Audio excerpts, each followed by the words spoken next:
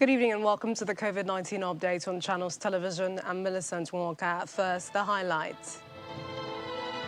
Fully vaccinated inbound travelers to Nigeria no longer required to observe 7 days mandatory self-isolation as Presidential Steering Committee's revised travel protocol comes into effect. Cross River State government takes vaccination for vaccine-preventable diseases to Muslim communities in the state. And WHO Director General says the pandemic will end when the world chooses it to end.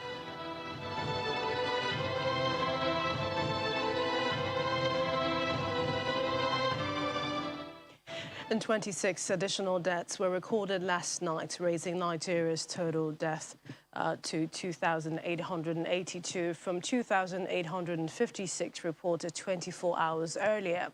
According to the Nigeria Center for Disease Control (NCDC), 165 new infections were recorded across 9 states of the Federation and the Federal Capital Territory, increasing the country's infection toll to over 210,000 cases.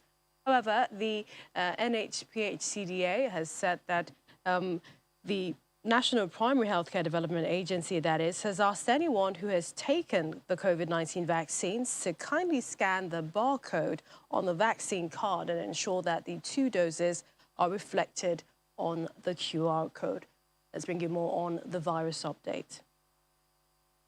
165 additional persons in Nigeria have tested positive to COVID-19 in the last 24 hours. According to the Nigeria Center for Disease Control, the latest figures were reported from 9 states and the FCT, indicating an increase from the figures reported earlier. Lagos logged the highest infections with 77 cases, followed by the FCT, which had 43 cases. Rivers registered 22 cases, while Oyo had 10. Osun recorded 6 cases, Bayelsa and Edo had 2 cases, while Kaduna, Kano and Ogun State logged 1 case each. There were no cases reported from Taraba and Sokoto states, while the latest data also includes a backlog of positive cases, recoveries and deaths from Lagos and the FCT. The new tally has increased the total confirmed cases in Nigeria to 210,460. 4,188 patients have been discharged in the last 24 hours, increasing the total number of recoveries to 202,379. There were 26 additional deaths from COVID-19 complications reported in the last 24 hours, raising the fatality toll to 2,882. Currently, there are more than 5,000 active cases in Nigeria, while over 3 million samples have been tested so far. More than 5.5 million eligible Nigerians targeted for COVID-19 vaccination have received their first dose, while over 2.8 million persons have been fully vaccinated. The National Primary Healthcare Development Agency says the Moderna, AstraZeneca, Pfizer and Johnson & Johnson brands of COVID-19 vaccines are available in the country. The agency is advising Nigerians to ensure a complete dose for full protection against the COVID-19 virus. In Africa, there are more than 8.4 million confirmed cases and over 216,000 deaths have been recorded across countries on the continent. The total global confirmed cases have surpassed 243 million, while deaths are beyond 4.9 million. Today, fully vaccinated inbound passengers will not be required to observe the mandatory 7-day self-isolation, but do a COVID-19 PCR test on day 2 of arrival. The Presidential Steering Committee on COVID-19 in its last update announced that the updated travel protocol for international travelers to take effect from Monday, that is today. According to the rules, travelers arriving in Nigeria must, 1, present the COVID-19 PCR test result conducted 72 hours before boarding. Unvaccinated and partially vaccinated inbound passengers will be required to observe the mandatory 7-day self-isolation, but do a COVID-19 PCR test on days 2 and 7, and that is after arrival. While fully vaccinated inbound passengers will not be required to observe the mandatory 7-day self-isolation, but just a COVID-19 PCR test on day 2 of arrival. Now, for those on business trip or official duty staying less than 7 days, they must be fully vaccinated, produce a negative PCR test 72 hours before boarding, and conduct a PCR test on day 2. of arrival. According to Mr. Boss Mustafa, chairman of the committee, the review protocol is based on science, national experience and global developments. Well, joining us to talk more about this latest review and the travel advisory is a public health practitioner, Dr. Alera Roberts. She joins us now virtually. Glad to have you on the program. Thank you very much for having me. What's your take on the latest revised travel protocol? I think it's a very welcome development. There's no doubt we do need to return to as pretty much near normal as we can, and certainly making travel easier, particularly for people who have business to conduct, is one good way of revamping the economy. Don't forget that the lockdown has really caused us a lot of economic hardship in Nigeria. But there is the economy on one hand, there's also the public health measures. I mean, the steering committee says the review is based on science, national experience and global developments. I mean, how do you expect scientists to interpret this? This is vis-a-vis what we're seeing in our numbers, which a bit, zigzag when you look at the number of infections we're witnessing on a daily basis. The truth of the matter is we're going to have to learn to live with this virus. The numbers will swing here and there. The danger is that the more times the virus passes through the human body, the higher the risk of developing new variants. But if we can get everybody vaccinated, and the real issue is to make sure as many people as possible, in fact, everybody gets vaccinated. The more people we get vaccinated, the lower the risk of developing new variants, the lower the risk of transmission. And the truth of the matter is that the economics will drive the outcome of this in the long run, because we cannot say because we want to reduce the transmission to zero, everybody stay in one place, and then we lose out entirely on generating business and generating economies. So I think this is still a very welcome development. And certainly the message is that as soon as possible, do get the double vaccination.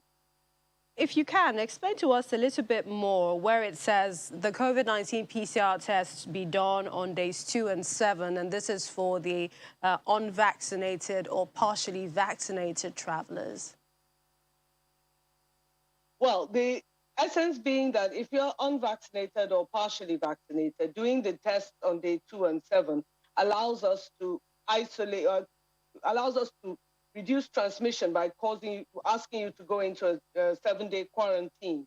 But if you're fully vaccinated, then the chances of you passing on having the virus and passing it on are much, much lower. So there is a lot of merit to that. Having the day 2 and 7 is still expensive, but there's a lot of merit to doing the day 2 and 7. And then certainly reducing it to the day 2 only for the fully vaccinated is added incentive for everybody to get the vaccination. Some people might have just recovered from COVID and they're wondering, is it safe for them to travel? Some people also wonder, can flying an airplane increase one's risk of getting COVID-19? How would you answer that? Well, certainly. Let me start with the second one first, because we've discussed this quite a few times on channels. Flying, the airplanes have always had a fantastic airflow and air filtration system, which has always been in place. Don't forget, if the airline industry didn't do that, we'd be seeing a lot more airborne transmission of tuberculosis even before the COVID-19. So they have a fantastic airflow system where all the air in the cabin is sucked down and passed through filtration membranes before being recirculated back into the aeroplane. So certainly air travel in and of itself is extremely safe. Now, the issue of having COVID and recovering means that your immune system at that point is much higher. So if you have had COVID and recovered, you have a much higher immunity level than if you've never had it, or if you had it and you're not recovered. Then if you've had it recovered and you are vaccinated, it means that your immunity level is that much higher. And therefore, the danger of you getting serious infection and dying from it or being hospitalized is much, much, much lower. In all, by all accounts, being vaccinated is the best thing that can happen to each and every one of us. Finally, Dr. Roberts, what happens if there is a sick passenger on an international or domestic flight? Well, this is why we're very strict about where you're sitting, who you're traveling with, where you're seated on the airplane, so that we can do the track and trace. And we will do the track and trace. So if everybody in that aircraft who has been exposed to that sick person, usually we're just worried about the people immediately around them. But it enables us to track and trace all the passengers on that plane and then alert them. If they're fully vaccinated, we're not as worried as if they're not vaccinated at all. And we will ask those who we track and trace to isolate, quarantine for the 7 to 10 days, and we will test them so that if they do start developing symptoms, we're on hand to assist. We appreciate your time always on the program. Thank you so much, Dr. Larry Roberts, public health physician. Thank you for joining us on the program. Thank you very much for having me. The president of Nigeria Labour Congress, NLC, Mr. Ayuba Waba, has appealed to workers across the country to take advantage of vaccination provisions made by the federal government in order to reduce hospitalization and fatalities among workers. The NLC president made the appeal at a news conference in Abuja on the recent directive of the federal government that by December 1st, civil servants who refuse to be vaccinated will need to show test results confirming that they are negative before they can access public offices. The pandemic have brought some of the biggest strains, stress, and squeezes to the workplace. Thousands of workers have already died. In fact, just last week, the World Health Organization posited that as of the third week of October, we have lost about 180,000 frontline health workers. I understand some people prefer to view COVID-19 vaccination with caution. Yes, it is important to proceed on issues of public health with great caution. Yet, it will be foolhardy to elevate caution above scientific evidence and facts from public health records. The truth is that despite being imperfect, the COVID-19 vaccine have given all of us a better chance to fight the virus and stay alive. I urge workers all over the world, and in Nigeria in particular, to take advantage of the COVID-19 vaccine and keep themselves, their families, and their colleagues at workplace safe and free from morbid threats of the corona pandemic. Well, it's the same message from Edo State, where the governor, Mr. Gordon Obaseki, is encouraging residents of the state to get vaccinated against COVID-19, not only to protect themselves, but to keep others around them, especially the elderly, safe. He gave the advice during a meeting with youths in Benin City. Vaccination. I am not making vaccination compulsory. I have never said so. What we have said, look, is if you go to an isolation center and see people dying, Edo has the highest number of deaths relative to the cases in Nigeria, then you will agree with me that at least let us protect particularly the older ones. If you have people at home who have diabetes, hypertension, cancer, whatever it is they have, and they get COVID like this, that's it. You are okay, you are young, you are strong. Why not help us protect those people? When we say vaccinate, I mean, is it punishment? Is it not to protect your life? Me, I'm vaccinated. But even then, it doesn't mean it cures COVID or it stops it. But it gives you a fighting chance. So I'm saying, if you don't want to, it's okay. There's no problem with it. But at the time when the infection rates were very high, it was to protect citizens. So I've said, vaccination. It is not compulsory, it's advised.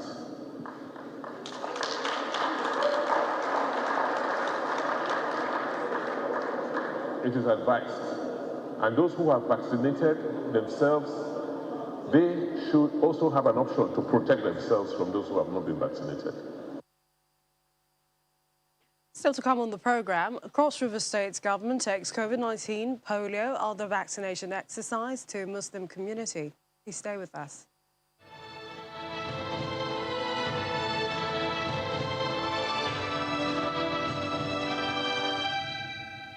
The Cross River State government has taken vaccination campaigns of preventable diseases to Muslim communities in the state to ensure a healthy living across the community. Speaking at the Primary Health Care Centre in the Nasarawa area of Calabar Municipality, the State Commissioner for Health, Dr. Betta Edu, urged Muslims residing there to take the COVID-19 vaccines without fear. She further stressed on the need to visit hospitals for antenatal care, childbirth, treatment of childhood illnesses, as well as nutrition, immunization services, as important to saving lives and ensure a healthy community.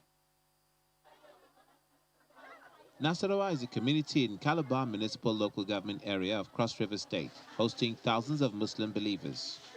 Officials of the state government visit the community to reaffirm their position to combat COVID-19 and other vaccine-preventable diseases in the state, by debunk reports making rounds that vaccines are not safe and free.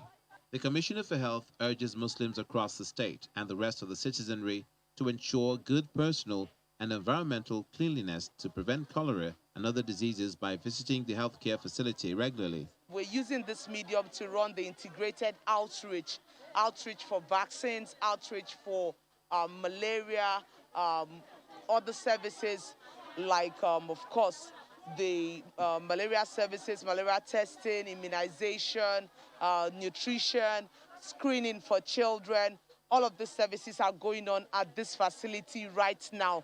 We're also attracting them to the primary health care facilities to use up services at primary health care level. Also, the Director General of the Cross River State Primary Health Care Development Agency, Dr. Janet Ikpeong, is happy with the turnout, and she's calling on those yet to be vaccinated to do so. I'm not surprised that they all came out en masse to also listen to us, enjoy the health talks that we've rendered, as well as also enjoy the medical services that we're rendering today, as well as demanding and receiving the COVID-19 vaccination. So I'm really pleased, and I want to use this opportunity to encourage other people to get vaccinated. The residents are happy with the exercise and promise to always visit the healthcare facility to ensure that they stave off vaccine-preventable diseases. We feel very happy for them to bring all these things. There are a lot of things they brought to us. I cannot mention. So we are very, very grateful. I have been moving from one house to house, telling them the importance of to give the children vaccine. When you give them this vaccine, it prevents the children from different illnesses. The highlight of the event was the distribution of food items and other gift items, as well as free medical outreach, where women and children can receive instant care, free medications, and vaccines. Away from Nigeria, Norwegian authorities have revealed that starting from today, travelers from 4 new countries, including Cyprus, Netherlands, Poland and Denmark, will be subject to more stringent entry requirements, as these countries have been added to the red category. Joining us for more on this is Dr. Williams Olayemi. He's a medical doctor in Tromsø, Norway, and he joins us now. Thank you for joining us on the program.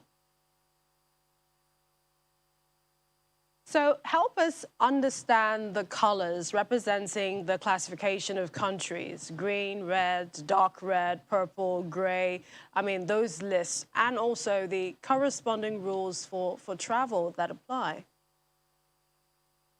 Yeah, the color designated actually goes alongside with the level of infection rates in each country in the European Union, for example. Yeah, and this color were actually given to be able to control. For example, if somebody is traveling all the way from one country to Russia, to Norway, the level of quarantine and type of tactics like to control such people, like testing from the airport, and also level of quarantine either at the capital or at individual district area. So as far as I know, the green and the orange region, they are areas that are free of quarantine, measures whenever they try or they come into Norway. But for others, they have to be subjected to one form of quarantine or the other. But as we speak, I think the quarantine level is 10 days altogether. So talk to us about, we know that restrictions were eased by the government since September. What has happened since? Has it affected the numbers? Is vaccination ongoing? Yeah, absolutely. That was done on the 25th of September, and I will say it has been awesome over here. I mean, it wouldn't have been more to say, I mean, as far as Norway is concerned, because even during the period when the pandemic was so strong, Norway, and especially the region that I live, I mean, we have been having quite great time over here. And ever since the measures has been reduced, I mean, people goes around with their normal life without face masks, without any restriction, 1 meter distance, or the stores were like cut off. And it has been awesome, really. I mean, people comes back to normal life, but the only group of people I can say that they really feel it were the students, because from that night, I mean, a lot of clubbing, a lot of hanging out and other stuff, yeah. But in terms of mandates, for example, if you look at the US, there's a lot of mandates to, I mean, still perhaps vaccinate and then keep the masks on, maybe differently in the UK, seeing a rise in numbers. Do those mandates exist in Norway? And also tell us if there are any plans, you know, for booster shots. Yeah, in Norway, no face mask is mandated for anyone. You are free to walk about, to go anywhere without face mask. And when we speak about the booster dose, yeah, it has been recommended for those that are 65 and above, and as well for those that are having immunodeficiency. I mean, but what I don't understand about that is, are they those that have immunodeficiency due to some underlying disease, or probably due to some other reasons? That actually I can't really give a broad explanation about, but altogether, everyone that are 65 and above are actually like qualified to take booster dose. All right, we appreciate your time. Thank you so much. Continue to stay safe. Dr. Willem Telayemi joining us from Tromsø, Norway. Thank you. And South Africa's Aspen Pharmacare is aiming to ramp up its COVID-19 vaccine manufacturing capacity to 1.3 billion doses a year by February 2024, up from a current annual output of around 250 million doses. Aspen is doing the final stages of manufacturing for Johnson & Johnson's COVID-19 vaccine under a so-called fill and finish deal. Here's more on the global COVID-19 update. Growing response to COVID-19. The message of the WTO Director General to the 72nd session of the World Health Organization Regional Committee for the Western Pacific is that the pandemic will end when the world chooses to end it.